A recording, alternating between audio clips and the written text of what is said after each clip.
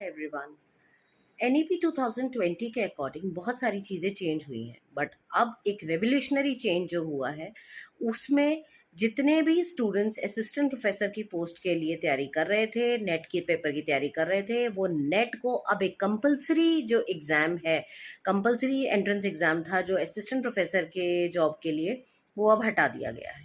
जी हाँ, ये भी एक बहुत ही बड़ी न्यूज़ है उन सभी बच्चों के लिए जो यूजीसी नेट के एग्ज़ाम की तैयारी करते हैं और साल में 2 बार उसका एग्ज़ाम देते हैं ताकि वो असिस्टेंट प्रोफेसर की पोस्ट के लिए अपने आप को एलिजिबल बना सकें। बट अब हमारे जो union education minister Dharmendra Pradhan जी हैं, उन्होंने अब एक रीसेंट मीटिंग में ये डिक्लेयर कर दिया है कि अब से हमारे देश में असिस्टेंट प्रोफेसर की पोस्ट के लिए एनईटी नेट जो है, जिसको हम नेशनल एलिजिबिलिटी टेस्ट बोलते हैं, उसका कोई महत्व नहीं रहेगा। उसको अब ये जो 4 ईयर यूजी प्रोग्राम वाले स्टूडेंट्स हैं उनके लिए इसका कोई मतलब नहीं है।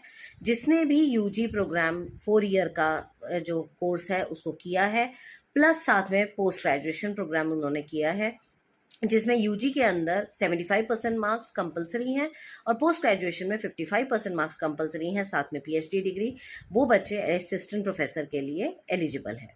साथ ही साथ उन्होंने एक बात और भी कही है कि हमें मल्टी डिसिप्लिनरी स्टूडेंट्स चाहिए जिनका कई सारे जो फील्ड्स हैं उसमें उनका एक्सपर्टीज़ हो, जिसमें ऐसा ज़रूरी नहीं है कि बच्चों का पीएचडी उसी सब्जेक्ट में हो जिसमें उन्होंने स्पेशलाइजेशन ली है।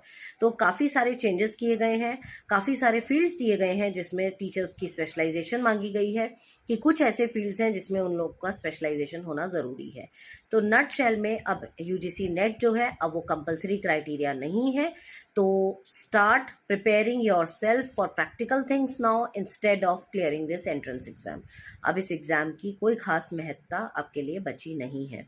So all the best for your future and keep working hard. Competition is very high. Students are studying very hard. So keep in touch, and if you want to get more information like this, you can follow my channel. Thank you.